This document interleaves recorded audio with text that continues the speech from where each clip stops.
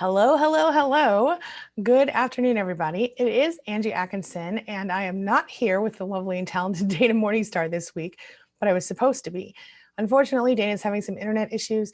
She's on the phone as we speak, trying to get that worked out. So, in advance, I apologize that it's just me, but I figured you'd rather have just me than nobody. So here I am. maybe I'm right.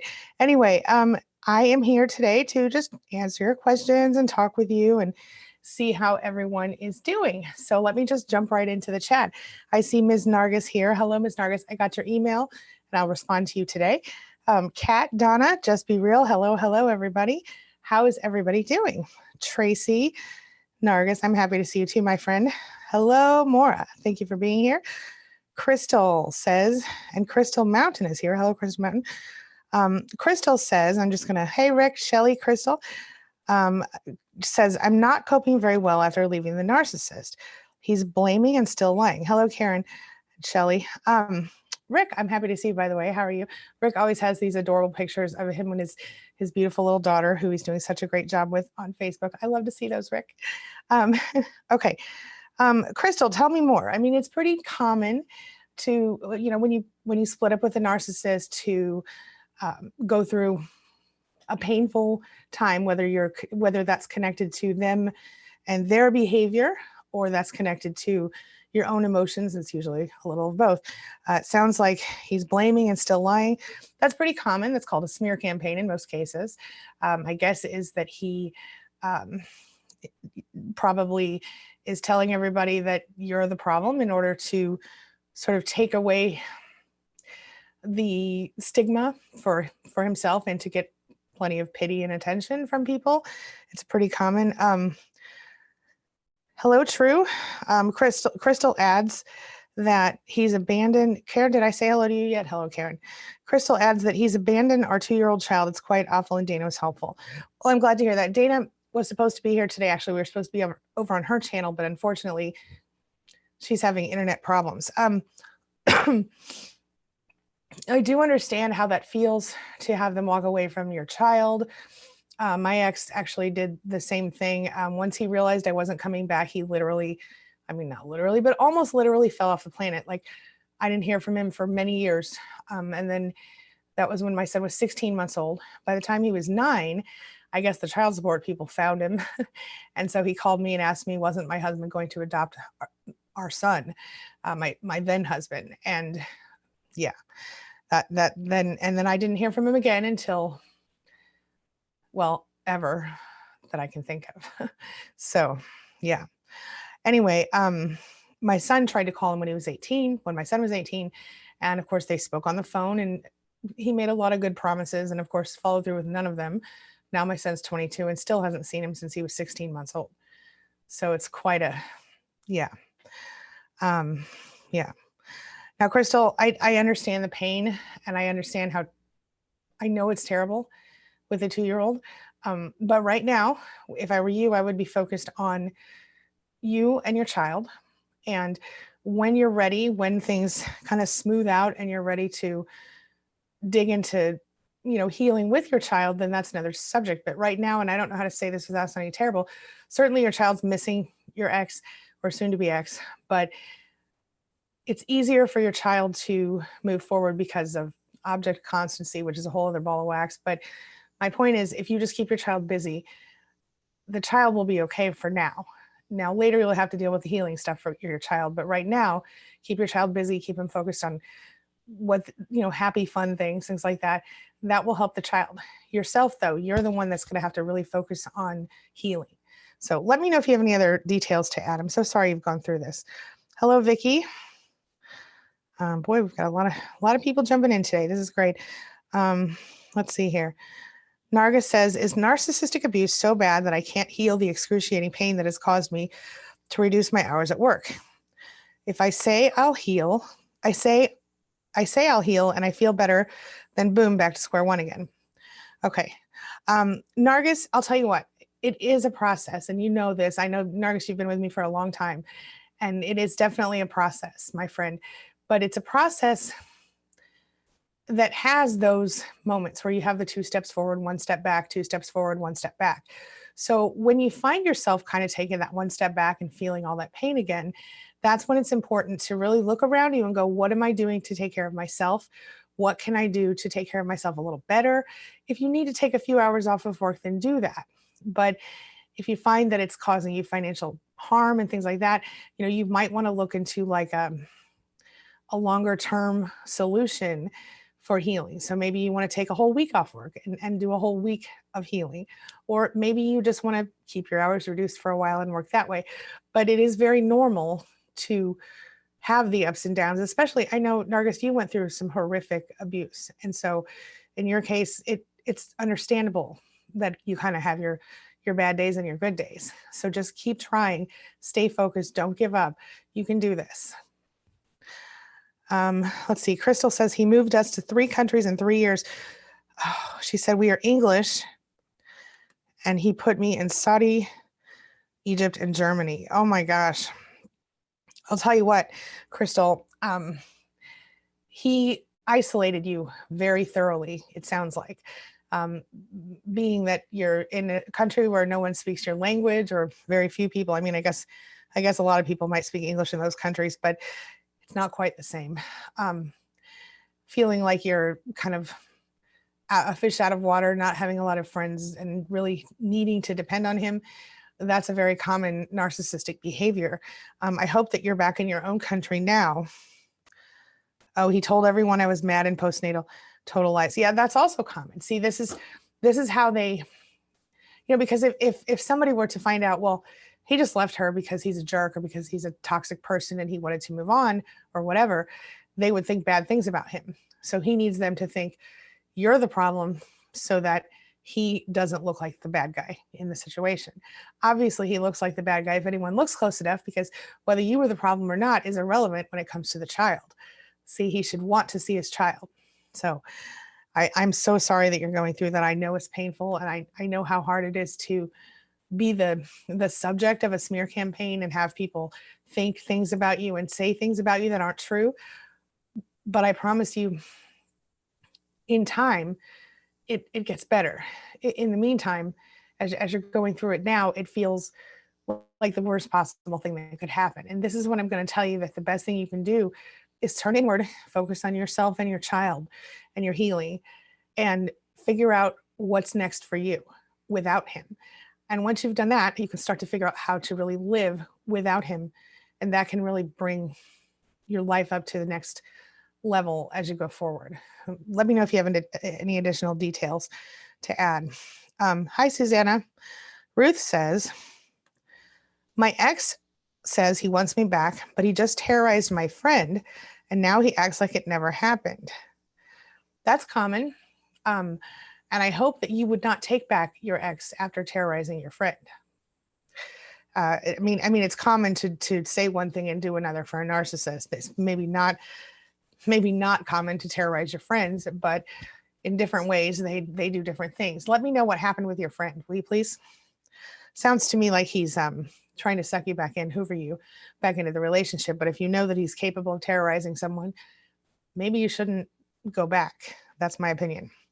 I always think when it comes to a toxic person, there's almost when they're,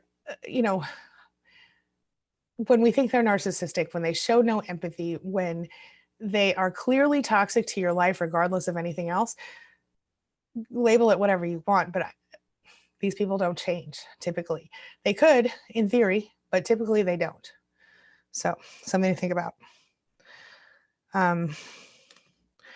Rick says, thank you. She's getting so big so quick. Yeah, his little girl, she's so cute. Tina Marie Brantley. Hello, Tina.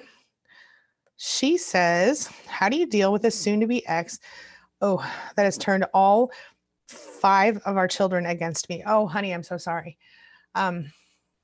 This is hard, and I don't know how old your children are, but I'm going to just assume they're varying ages, 5 of them.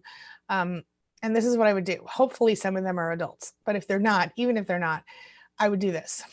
I would make it clear to your kids, hey, I am always here for you no matter what. I know that your dad has kind of told you a lot of things that aren't true, or whatever you want to say, told you things about me that made you feel differently, but know that I'm your mom and I'm always here for you. I've always got your back. And I would send Christmas cards, birthday cards every year, and see them as much as you're allowed to see them legally. But if they're living with you, then there's a lot more you can do.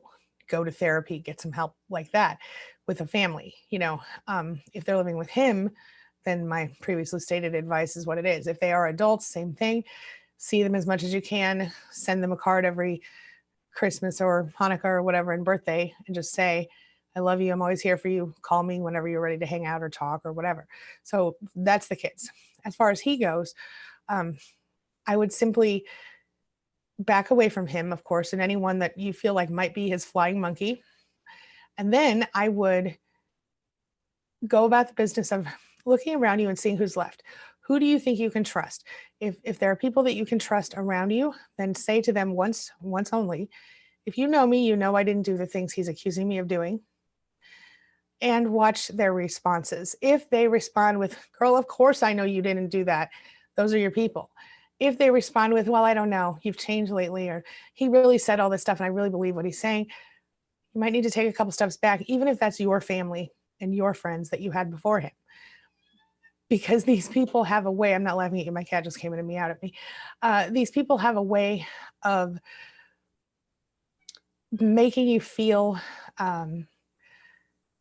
powerless, right? And so going through all of that, it becomes, it's almost impossible to change anything. So I would not scream and yell about it.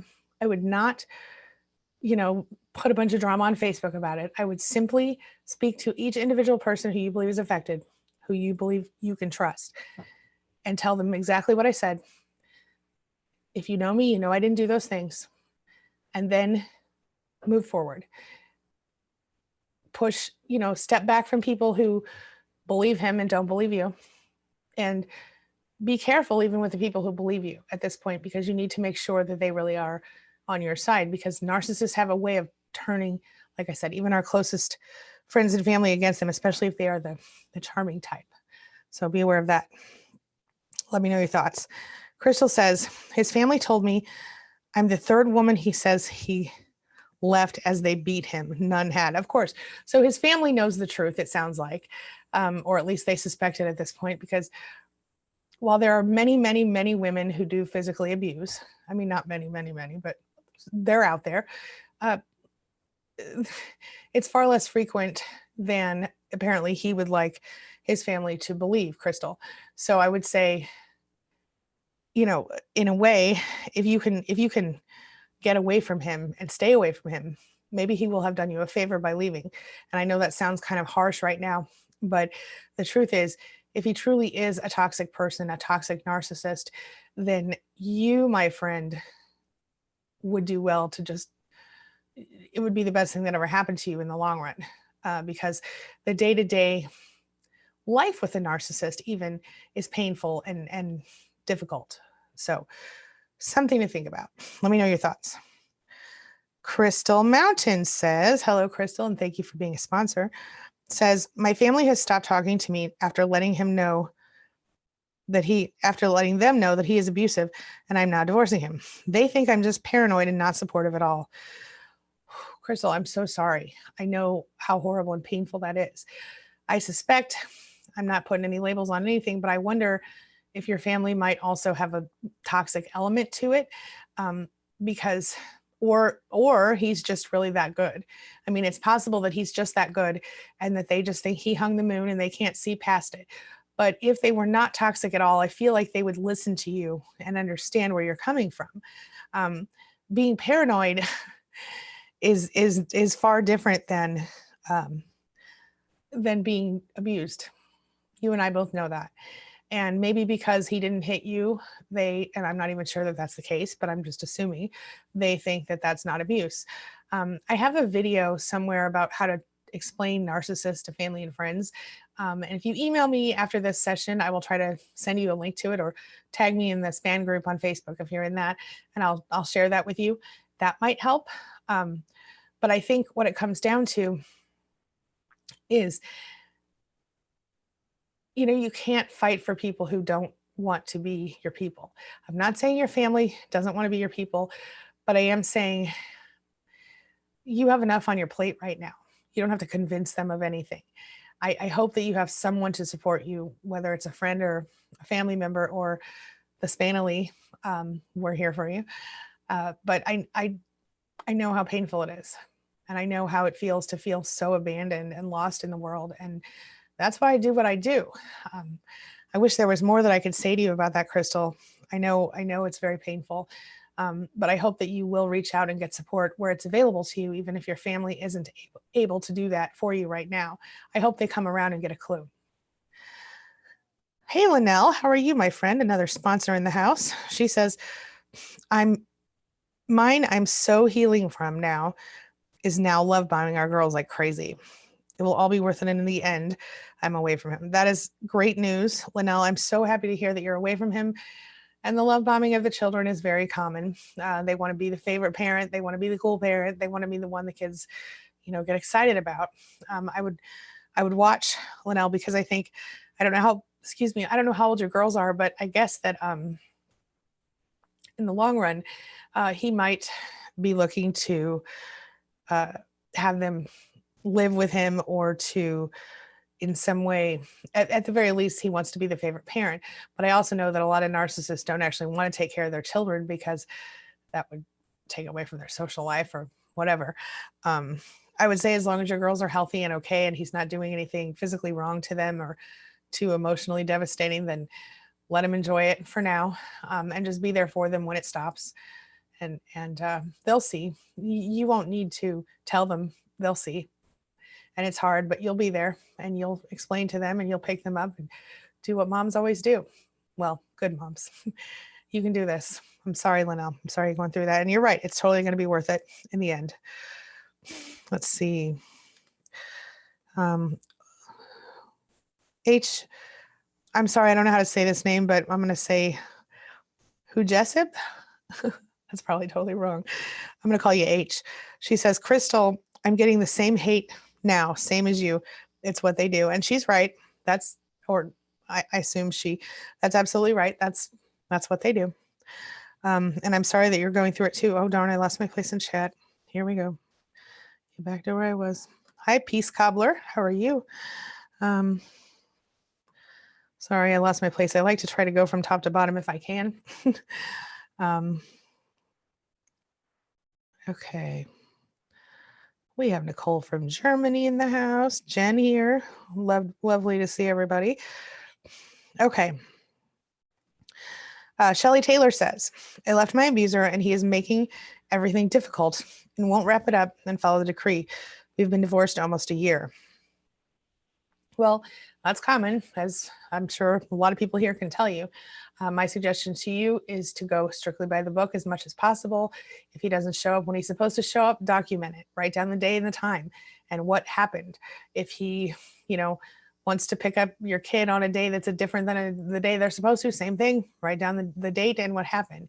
If, he's supposed to be paying you child support or spousal support, doesn't do it, write down the day and what happened. Report all of this to the court as needed. I know, and I see, won't wrap it up and follow the decree. We've been divorced almost a year. At this point, Shelly, unless you're in a situation where you are dependent on him for something, I would do my very best to just stop focusing on him and try to start actually living your life. I have a cat somewhere on my chair. I hear it. I don't know where he's at. Anyway, so that would be my suggestion. Let me know your thoughts about that. Crystal says, and this is the same Crystal from the beginning, I believe, his sister is a psychiatrist and said she diagnosed him as antisocial, mainly dissociative. Girl, that is serious, Crystal. That is serious. And having that kind of, I wonder if his sister is on your side. If she is, that could be something that you could bring to court because she is a psychiatrist. I don't know if she could legally diagnose her own brother, but certainly she could be a witness with a certain amount of qualifications, and being that it is her brother. And I almost feel like the court might even put a little more weight on her non-diagnosis if she were going to diagnose. I don't know. I think that's important. And if she won't do it, maybe she knows someone who will. Maybe she knows another doctor who would do it. That's a really, that's huge that his own sister said that. Yeah.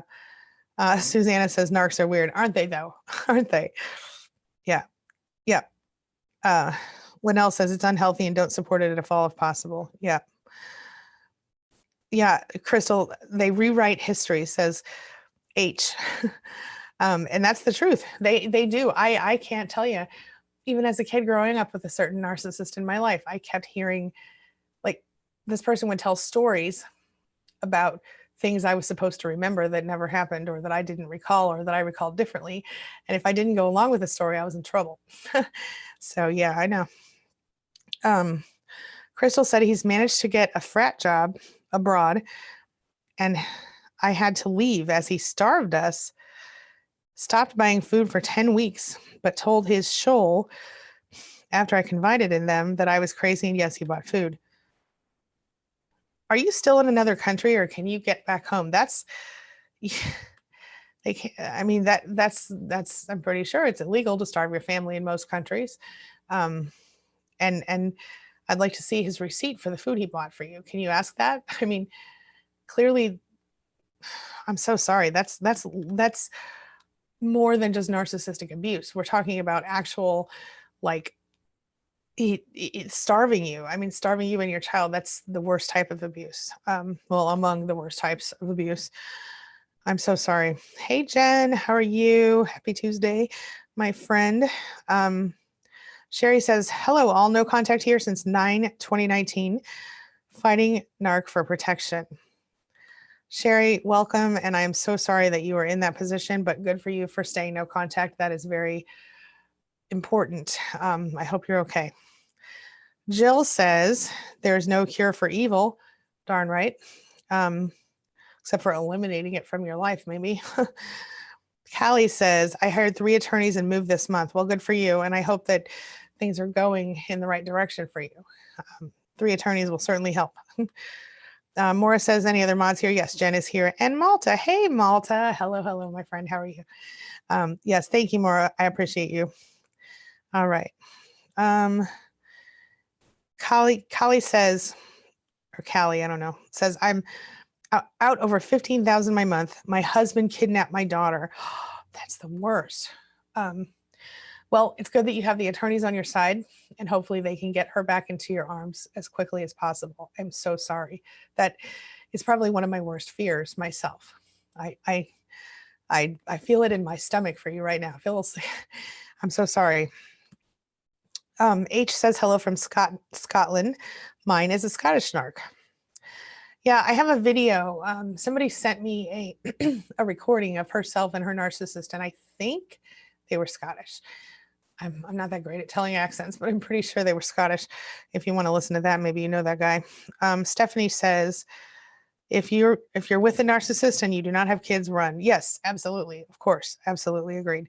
But of course, it's always easier said than done. We don't know everybody's situation, but I mean, if you are capable of leaving, and leave, I agree. It's really easy to get stuck in situations like that, even when you don't have kids, but especially when you do. But sometimes they force you to stop working and they make you dependent on them, and they they bring it to you like, I want to take care of you, but then in real life, excuse me, it's more about they want to control you. And yeah, but I'm with you, Stephanie, 100%. All right, this person with a Russian name, I apologize. I'm going to call you X because that looks like an X at the beginning of your name. I cannot pronounce that, but hello, I'm glad to see you.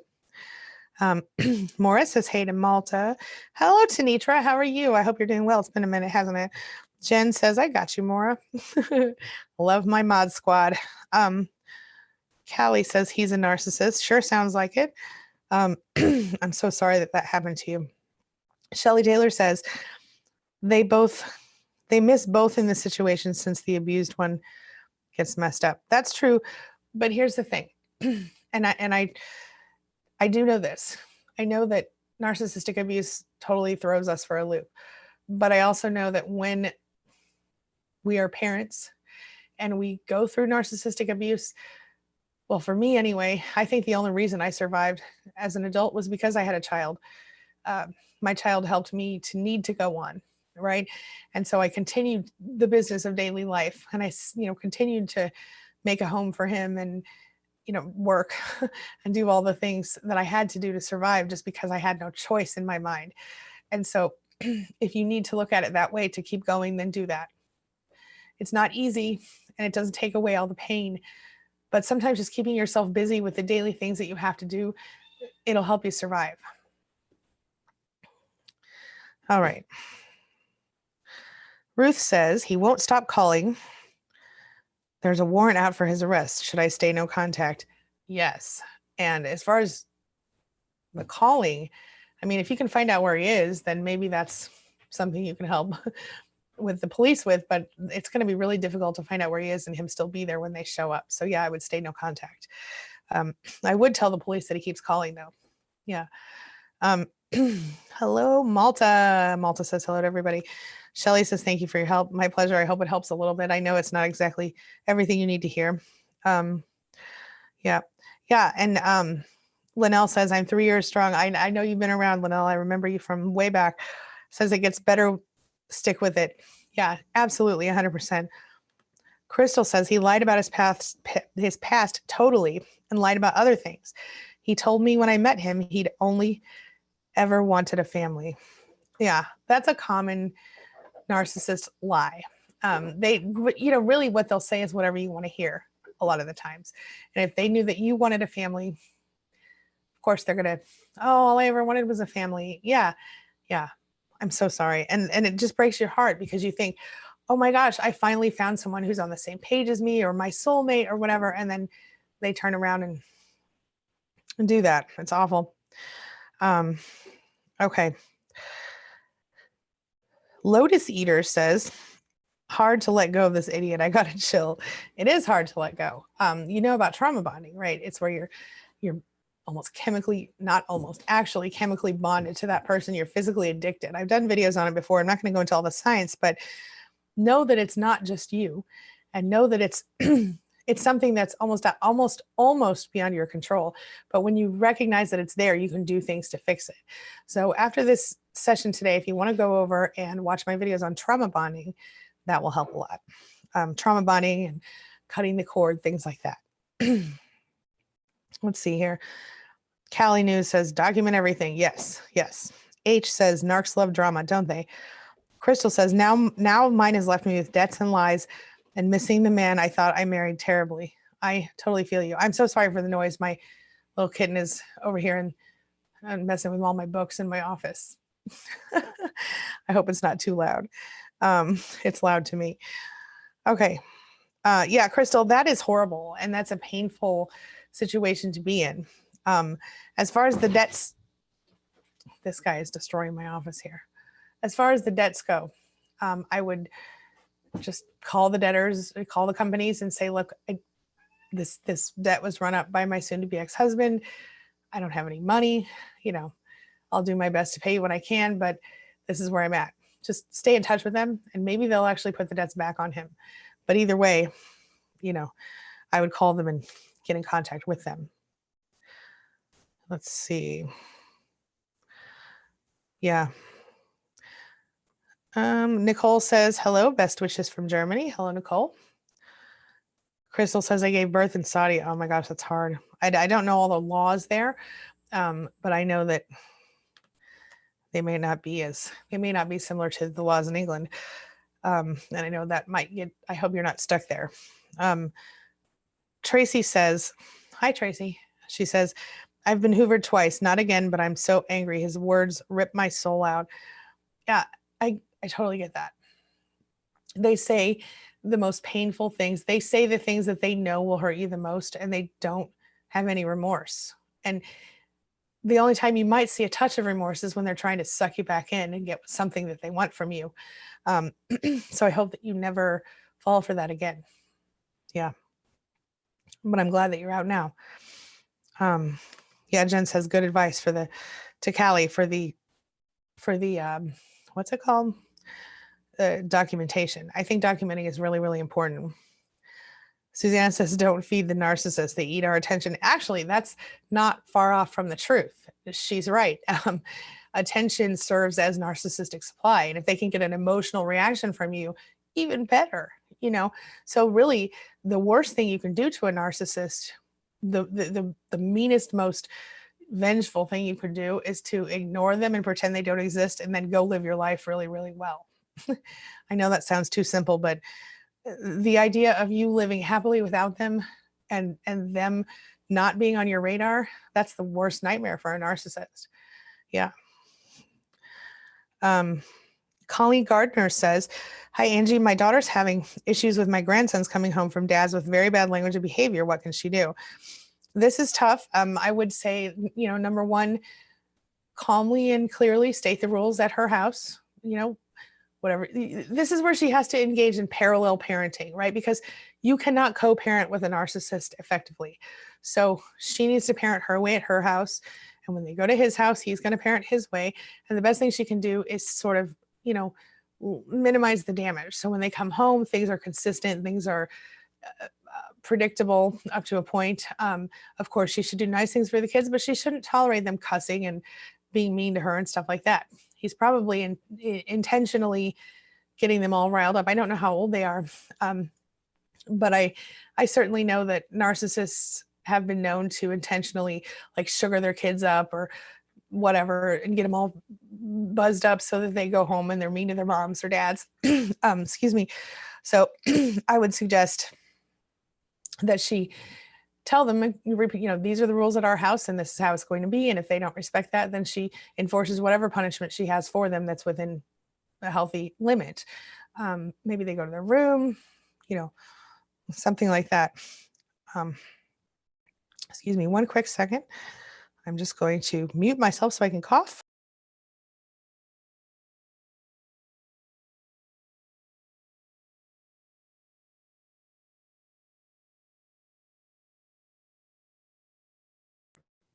Okay, I'm back. Sorry about that. Okay. All right, so Colleen, I would suggest, excuse me, I would suggest, that you tell her to follow, make sure she enforces her rules at home. I mean, you could try to talk to the dad, but I wouldn't if I were you. I would say she could, but I suspect that it will just be fruitless. So I would have her say, when you're at your dad's house, you follow the rules at your dad's house. When you're here at home, these are the rules that we follow at home. Maybe explain that, depending on how old they are, adults think, hearing children say bad words is a sign of, well, a lack of intelligence or whatever it is that you need, that she needs to say to them. I don't know. Let me know how old they are and stuff like that. I might be able to give you better advice. Callie says, my ex is claiming false child abuse allegations after kidnapping her. She's 1. This is the longest I've been without my daughter. Oh my gosh, that breaks my heart. I'm so, so sorry. The lawyers are going to help you. It's good that you've hired some lawyers. It sucks that it's costing you so much money. But you and I both know your daughter's worth it and you need to be with her. I'm so sorry that he's doing this to you at this point. That's a bad, I feel deeply for you. And I'm so sorry, Callie. Hi, Bonnie. How are you? It's good to see you. Long time no chat. Happy to have you back. How are you? True says, it's been 9 months since no contact, but I feel like he still gets to me through the kids. We are working on healing, but one weekend visit with him and we're back to square one. Again, this is very similar to what Colleen's daughter's dealing with. True. And it's about, he's going to try to get to you through the kids. And so, deal with your kids at home. Don't react. Like, even if your kids say, dad said this, dad said that, just do your best to kind of develop a poker face, right? So gray rock a little bit. And so you're going to say, oh, that's interesting. Oh, that's very nice. Whatever. Keep it really, really, really shallow. Don't comment on it, but do write down what they say and dates and times, because you never know, what that could benefit you in the future in court or whatever. And then in the meantime, enforce your rules at home as they are. Do your best to try to stay calm, because number one, if you get upset every time they say something that dad said or did, then they're going to stop telling you those things because they're going to think it bothers you. And they won't want to upset or hurt you. Number two, you want them to keep talking. You want them to keep telling you the things that he's saying and doing, just in case. And I would stay calm. I would keep keep calm and carry on. But I would also, stay focused on, these are the rules at our house. This house, we do this way. This, you know what I mean? Parallel parenting, all that stuff. But listen to them when they talk and react as little as possible, and then write it down so you know for later if you need to. You know how good they are at gaslighting and denying and deflecting, all that. Yes. H says, narcissists hate everyone, just love themselves. I mean, that's kind of true. It's not that they even hate anyone. They just don't they don't care about people and how people feel unless that person can directly benefit them somehow.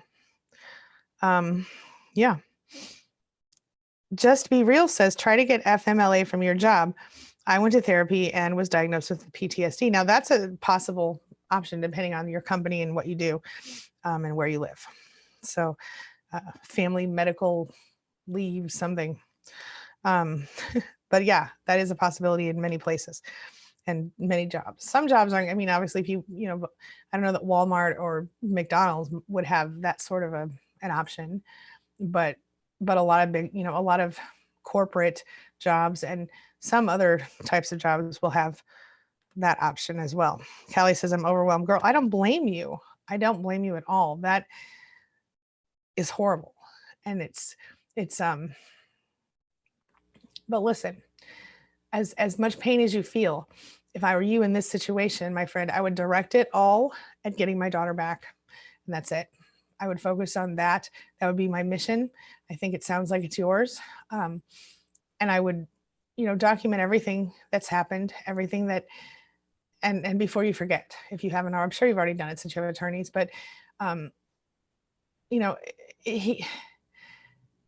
if you didn't abuse your child, then there's no evidence that you did abuse your child unless he created the evidence. You know what I'm saying? And so if he created the evidence that he was the one abusing the child, but it puts you in this really, I guess it puts everybody in a really tough spot as to figure out who did what. But my guess is if your attorneys are smart, they'll dig into his past and maybe find something that would maybe not, if not incriminate him, then maybe make the court at least question his judgment here. That would be my hope. And I guess if you can think of anything like that, then you should possibly talk to your attorneys and tell them, this, I'm sure you've done it already, Callie, but anything that you can think of that could help them help you, always just send it over. You never know what little piece of information could help. Okay. Bonnie says, yeah, a lot of us are overwhelmed, and that's the truth. Thank you, Callie. I appreciate that. She says, I love this channel. It does get better. Thank you. And you're right. It does get better. Just Be Real says that gives you time without losing your job. Yeah, the FMLA thing. That's true. Oh yeah, I guess that's a valid point. Even if you don't get paid, if you're able to keep your job and maybe take a little time off, that might be helpful, especially if you can get a diagnosis, in which case your insurance might cover it. Yeah. Yes. Donna Just Being Real says, Happy New Year. Do you have videos on signs and how to deal with narcissistic coworkers? More in office settings, small or big? I have some videos on that. Lots of signs, videos. I can certainly do more of those if you're interested. And yeah, absolutely. Yes. Yes. And if you are dealing with those people, for now, let me just say this. If you're dealing with narcissists in the workplace, best thing you can do is very similar to what I said to deal with a narcissistic co-parent, and that is gray rock. Don't react to anything. And when you're in the office dealing with them, deal with them only on what you have to deal with them on, business only. Like if they start talking about their private life, you don't add in anything about your private life. You don't give them any fuel. You stay, by the book, business only. That's it. And don't deal with them for anything else. Personal tip from me to you. And if you've already started to deal with them, then maybe it's time to step back. And you don't have to make it real obvious. Just don't talk about yourself anymore to them, and don't talk about your family and your private life and anything outside of work. And if there's something that you're working on at work that doesn't involve them, don't even talk to them about that. Only talk to them if you must. You understand what I mean? If your job requires you to talk to them for this purpose, then you talk to them for this purpose. Otherwise, don't even register them, or be minimally, polite, but not friendly. Does that make sense? So think of them as like an angry customer that you have to keep calm, almost. I hope that's helpful. I worked in customer service back in the day in college and stuff, and it was a hard job. But that type of attitude that a customer service rep might have with an irate customer, that's the kind of attitude I would have with anybody that I work with who's a narcissist. I would step back. I've done it. Another thing that works, and I've done this too in the past, is if you have somebody who, like, for example, thinks they know everything, or somebody who thinks you know nothing because they've been there longer, even though you really know more than them, that's a really good time for you to kind of flatter that person a little bit. And what I mean is, you know, if a question comes up, you can say something like, and I'll just give you an example. So let's say, you know, somebody comes up and they ask you a question that you know that this person knows the answer to, but you also know the answer to that thing. And I would say to that person loud enough for Joe Blow over there to hear, you know, well, this is what I think the answer is, but just to be safe, why don't you check with Joe Blow? He's the expert on that stuff. Make sure Joe Blow hears you say that, because that can really warm them toward you. You know, if you give them their props, that helps too. But in general, distance, emotional distance, no emotional connection. No, you know, don't even look them directly in the eyes unless you must, you know. Yep. Okay. Nargis says, although I know this is due to narc abuse, I feel a failure to myself, my kids, and my superiors at my workplace. Honey, that I know you feel that way, and I understand how that feels, but please don't beat yourself up like that. I suspect, in fact, I'm pretty sure your kids don't feel like you're a failure. And I bet you that your office people don't feel like you're a failure either. You're not a failure, you're a success. You survived and got out of a horrible, abusive relationship. You deserve to love yourself and to let yourself be loved. What you're hearing in your head is almost like the voice of the narcissist and the other abusive people from your past, like still abusing you. So when you hear yourself saying, oh, I'm not good enough, or, oh, they're disappointed in me, I want you to do your very best to push that right out of your head. Okay. Make sure that you don't let those thoughts be your thoughts. Push them out of your head. Remind yourself, I don't have to think those things anymore. I'm not dealing with my abusers anymore. That's their mess, not mine. Try that, Nargis. It might help. I like to imagine when I have too much trouble getting somebody out of my head, I like to imagine them sitting in like a little wheelchair in the back of my brain. And then I like to imagine myself crawling up a little ladder right up the back of my neck and popping in there and pushing the wheelchair really hard right out my nose. And it's a silly little thing. It's a good pattern interrupt to try when you're feeling that way. And, you know, if you can blow your nose after, even better. But it's a good way to kind of make yourself laugh a little bit and get it out of your head. It's important at this point in your healing, Nargis, to start literally pushing those thoughts out of your head so that you can continue to thrive and live better and have the life you want. Does that make sense? Okay. Just Be Real says, and if you have any paid time off, you won't lose money. Even better? Yes. Nicole says, narcissists don't know what love is, so they hate themselves very much. I agree that they don't know what actual love is.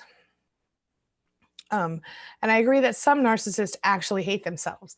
But I also think that there are some narcissists who really are just so self-focused that they don't even, like, they literally don't recognize other people's pain. They have literally no empathy. And so they're so, and especially when they themselves are not getting exactly what they want in any given moment. Does that make sense? Yeah. Okay. Jedi Frogmaster in the house. Hello. How are you? Welcome back. And Linnell says patterns screaming. Yeah, the patterns are a thing. Yes, for sure. They have just, you know, every narcissist, every toxic person follows a similar pattern in every relationship they're in. And it on a high level, it looks like the love bombing, the idealization phase. And then it goes into the, wait a minute, you're a human? And then we're hitting the devalue phase. Now that they noticed you're human, they're going to start picking apart all your little flaws and everything that could possibly be wrong with anybody. And they'll make a lot up as well. They'll say all the mean things to you. They'll make you cry. They'll make you feel worthless. You're getting devalued. Before you know it, you're discarded, whether that's actually dumping you or that's I just don't talk to you for 3 days or whatever it is. It's a form of the discard. You're emotionally discarded, if not actually discarded.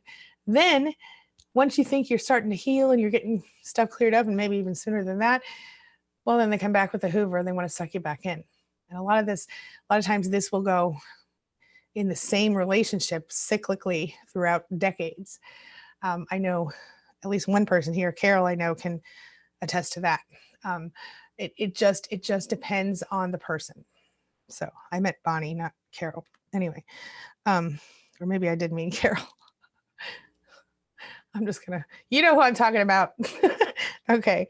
Okay, we'll talk about it. Okay. Anyway, Donna Just Being Real says, narcissists to me are the devil's helpers. I mean, yeah, I think that they clearly seem evil. Some of them probably are evil. I'll say that. Crystal says, I found he called the police on 2 exes. All right, Crystal, that means, and no relationship longer than 3 years. Crystal, the fact that he's called the police on 2 exes means you better be keeping all your ducks in a row, because he might do it to you too.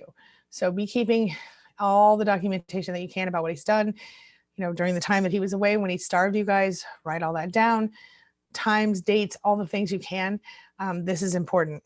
And if he's done this to other people, that means he's got a pattern of doing this. It means he might do it to you, and you don't want to be in the middle of all that.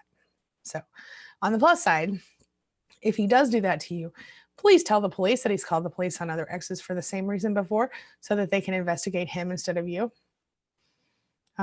Okay. Bonnie is Bonnie, my bad, not Carol. Okay. Okay. Crystal says, no relationship longer than 3. Yeah, okay. Vincent James in the house. Hello, Vincent. How are you? Says, my ex-narcissist just wants to be friends, but my anxiety is still high, as it always seems me texting first, and she doesn't want to seem to text me anymore unless I text. Okay. It's never a good idea to be friends with your ex-narcissist. It doesn't work.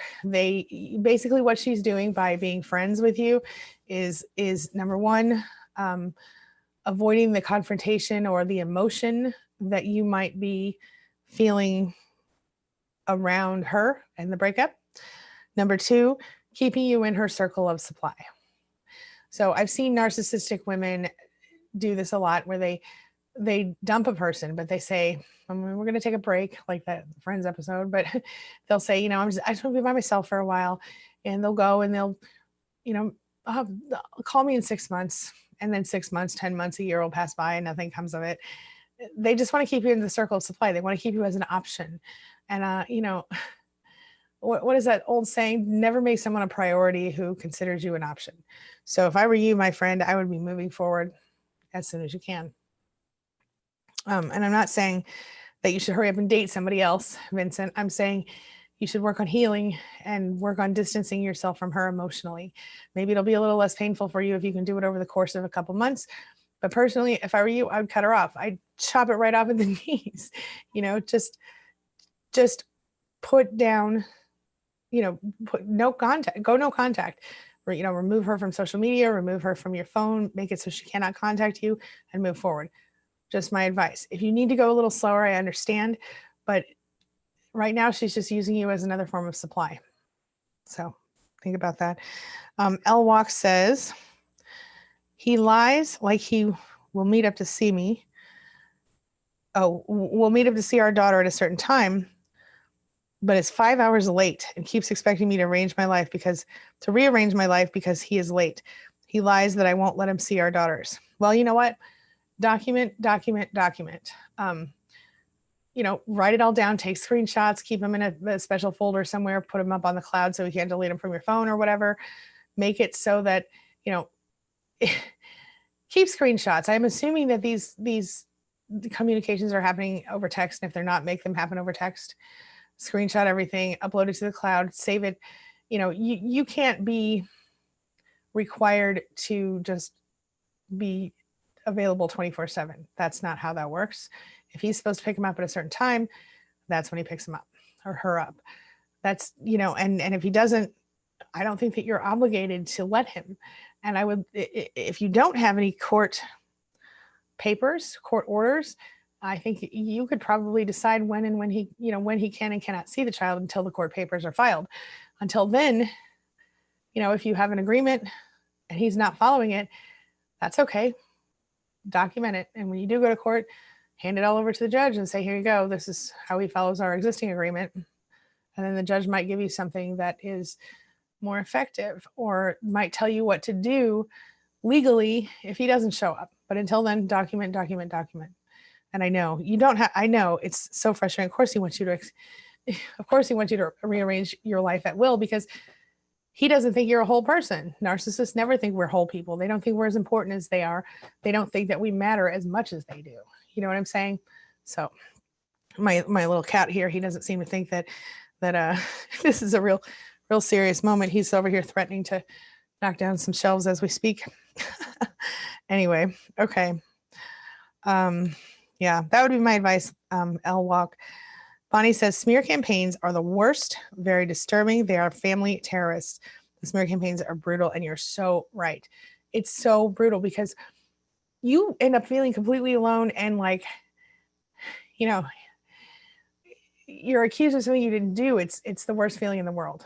I'll tell you, this is a silly example, but when I was a kid, I remember going Christmas shopping with a certain narcissist in my life, and that person assumed that I had looked in a bag and seen something in the bag that I wasn't supposed to see. And I did not look in the bag. I'm telling you right now, all these years later, it never happened. But I got physically punished for looking in this bag. And I remember thinking, gosh, I wish I'd really done it now. But that's like a little mini version of what a smear campaign feels like, because you didn't do the things that they're saying you did, and yet you're being punished for saying, for them saying, you know what I mean? Not that you really want to do the things, but the feeling of, gosh, I didn't do this and I'm being punished. It's a horrible feeling, and maybe sometimes you do wish you did done the things, depending on what the things were. I did when it was a present in a bag. Crystal says, I had just gotten out of a long marriage of 18 years, no issues like police. Well, and again, that's going to be another thing that's going to show you, or show any court, that it's not you, Crystal. So make sure you have all that stuff documented. And if you're still friendly with your ex, maybe your ex would even stand up for you in court, or write an affidavit saying that you didn't act like this, or I'm sure they could just check your records, yeah. Crystal, don't be sorry, honey. Don't be sorry. This is what I'm here for. I hope I haven't said anything to make you feel sorry. You don't need to ever apologize. Stephanie says, I left my narcissist and he still tries to control and do damage in my life. Tried to sabotage my friendships when he saw them out without me. Said he would take the baby so I could work in my new business. Stephanie, get as far away as you can. I'm wondering if you're the Stephanie that used to be my client. Get as far away as you can, and know that, I've seen this a lot. I've seen narcissists try to continue to control. One of my former clients had a police officer for an ex who apparently did all kinds of underhanded things. And it felt like almost impossible to her to be able to actually, to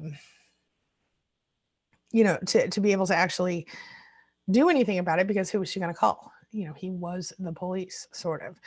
And people might not believe her and all this stuff. Craziness. Hey, Frankendoll, how are you? Welcome back. Welcome back. I'm glad to see you. Tina Marie. Okay, her children are 26, 24, 18, 16, 14, not living with her. Okay. So you're 16 and you're 14 and maybe your 18-year-old are the ones who you're mostly going to have to, I assume you have the right to see them sometimes. And so I would, if I were you, I would see them when I can see them. As far as the adult children, I would do exactly like I said. If they don't want to see you, I would try to see them. If they don't want to see you, I would do what I said. I would not push it. I would send them cards on all the big holidays and their birthdays. And in each card, I would write the same thing. I love you. I'm here for you. Please reach out to me when you're ready. I'm sorry for the stress caused by my toxic relationship. I mean, I don't know if you even need to say that, but you do need to say, I love you. I'm here for you no matter what. Please reach out to me when you're ready. As far as your 14-year-old and your 16-year-old, And even your 18-year-old, you might, I'm guessing at least the younger two, you have legal rights to see them at certain times. I would definitely take every opportunity that I can. And I would just keep reminding them that you love them and you're there for them no matter what. I would not talk bad about their father. I would just say facts. So, for example, if they say, why did you divorce dad, or why did dad divorce you, or whatever, state the facts. For example, I don't know, I divorced dad because dad cheated on me, or because dad went and got with someone else, or because dad was emotionally abusing me. You don't want to say emotional words. Like, you don't want to say, he's a bastard, he's this, he's that. But very calmly, you do want to state the facts as they truly happened, up to what's age appropriate. I mean, in a 14 and a 16-year-old, right now in my own house, I have my 12-year-old daughter, my 16-year-old son. And both of them, I certainly wouldn't talk to them about any weird sex stuff. That would have been a problem. I certainly wouldn't talk to them about certain things, but I most definitely would talk to them about things like that. I would say, I had a problem with X, Y, and Z, and they would understand. And so, depending on, assuming that your kids are, capable of understanding, I would tell them as much as they can without getting too graphic in your details, and I would not directly talk about anything related to your intimate relationship with that person, if that helps at all, with their father. But I would not talk bad. I would not say your emotions or your feelings about it. I would only say facts. And I would be really careful, because obviously he's, smearing the crap out of you. And so I guess I would want to know, like, what did he say? Like, if we were having a session, Tina, I would ask you to explain to me what was going on, as far as, what is he saying specifically? How are the kids reacting? Is there one kid who's reacting less than the other? Like, I would dig in much deeper to your situation with you and try to help you strategize for each kid, but not, certainly they can't possibly just think it's all you. And if they do, they'll hopefully get past it. It's shocking that he could turn all 5 of them, but then I've seen it before, and it's upsetting and frustrating. But I'm guessing he's paying a lot of attention to them and giving them, the love bombing treatment, and that's probably helping them to misinterpret who you are. That's very upsetting. I'm so sorry. Jedi Frogmaster says, learned this recently. Jade, justify, argue, defend, explain. It is something recovering narcissistic abuse victims do. I try to avoid doing Jade every day. Yeah, absolutely. We don't have to justify, argue, defend, or explain ourselves. That's the truth. And that's why when I said, when somebody mentioned a smear campaign earlier, I said, you just tell them once. You tell the people you trust once. If you know me, I didn't do that. And that's it. And then if they don't know you well enough to know you didn't do that, you step back 2 steps emotionally, and you deal with stuff. And then when you're ready, when you're healed and you're ready to move forward, maybe you reevaluate that person's place in your life and decide if they should stay in your life or not. Maybe they can, because maybe you understand why they felt the way they did. Or maybe they can't, because maybe you don't understand, or you know they should have believed you and they chose not to. You feel me? Okay. All right. Crystal says he's been proven by the police to be coercively controlling from Egypt, as he persuaded me to buy our house myself with all that I had. We were getting married, and then he left a job teaching he didn't like very fast. Wow. I mean, I would feel like if he's been proven by the police to be coercively controlling you, certainly there must be some way to get out of there, or get some help out of there. Are you getting out of there, Crystal? Are you back in England? What's your situation? Shauna says, how do you really let go and not want to reach out that first week? It's so painful, and I know logically he is terrible for me. Shauna, it is hard. It's really hard. Distract yourself as much as you can during that first week. It's not, even though you're doing the right thing logically, your heart is going to be screaming, and you're going to have to help yourself in the same way that you would help a friend or a child, right? So for example, let's just say that somebody you loved was addicted to a drug. Okay. And you knew that even one little tiny bit of that drug would instantly reactivate their addiction and you would lose them again. You know, it's like that. They are literally like a drug to your body right now because of the trauma bonding. And so you have to look at it like you're detoxing from a drug. It hurts. You cry a lot, shake a little, but once you get through that first, week or two, it gets a little better. And then you work on your intentional healing and it gets better and better. It's not going to be easy, but the one thing I did wrong in my case was I didn't let myself fully experience my emotions because I had a kid and because someone in my life was telling me that these are the choices you have made. That's another story for another day. But I felt that I needed to be strong and not fall. And I should have processed my emotions at that time. I didn't do it till much later. And so what I would say to you now is that let yourself cry if you need to cry. Let yourself scream and break things and throw things or whatever. Don't call them.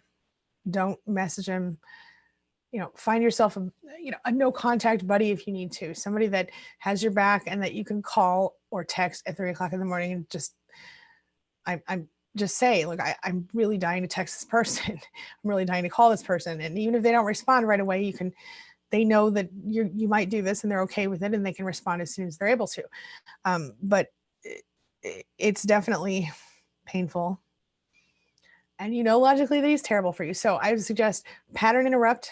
If you can't stop in the moment, I have a video called, just type in Angie Atkinson pattern interrupt, you'll see it.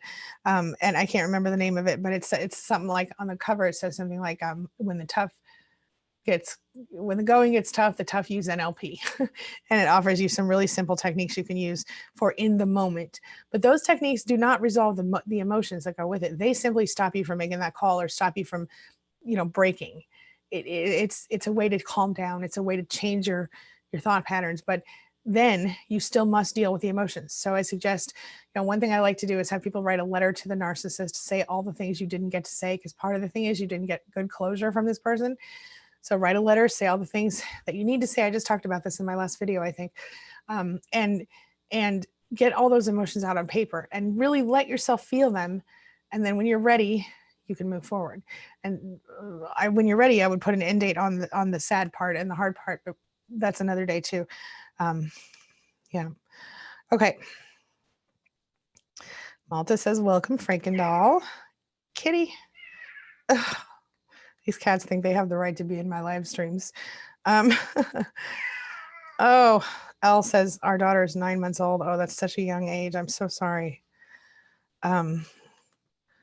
Crystal says, told me as I had no career, I needed to take a mortgage and then used it to control and threaten. I recorded him eventually to prove the abuse. Good for you. Good for you that you recorded it and proved it. Yes, narcissists do lie. Bonnie says, Angie, what do you do when a grown child is being used as a flying monkey to extended family? Oh, I'm so sorry. Bonnie, in this case, I'm guessing that you're talking about one of your kids and your side of the family, but if you're talking about his side of the family, that's a good question. I would say to your child and to anyone else involved, if you know me, you know I didn't do this. I think you're not talking to your side, so I'm guessing maybe it's his side of the family. But again, I think I need to know more information, but I think it's all about gray rocking and saying what's true once and backing up from anyone who doesn't understand or believe you, at least until you can get through the hard part. Let me know your thoughts. Shelley, you're right. It is so painful with children. Dandelion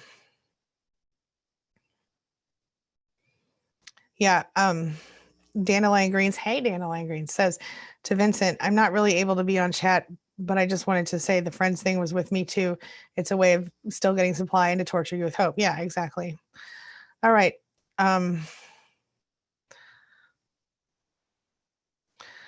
Smell the Universe asks, what steps can I take to stop checking his social media and move on? I'm having a hard time with that. It's exactly what I just said to somebody up a minute ago. It's about pattern interrupt, change your mind, think of it like a drug. It is a drug to you in some way. Think of it as a detox. If you can't stand to block them on social media, maybe you need to go off social media for a week or two till you get there, till you can stop checking. I would suggest some sort of retreat mentally or physically elsewhere, if you can. And maybe, I know one of my clients has a friend who will take her phone for her at work. And when she feels like checking the friend, she'll walk over to the friend and hand him the phone. That might be an option for you as well. Something, a friend that can help you with the backup stuff. But it really is like detoxing from a drug. And it's so hard to not want to look and see what they're doing and see what they're feeling. But I'll tell you something, when you hit the block button and you get away from it for a week or two, you'll feel relief. You'll feel relief. They will have less control over you just from doing that, really. Nargis says, by the way, my father-in-law passed away here where I live. I had a breakdown. I was not sure what I was grieving for, as he was very abusive and tortured me and my sons. Nargis, I think sometimes the breakdown is relief.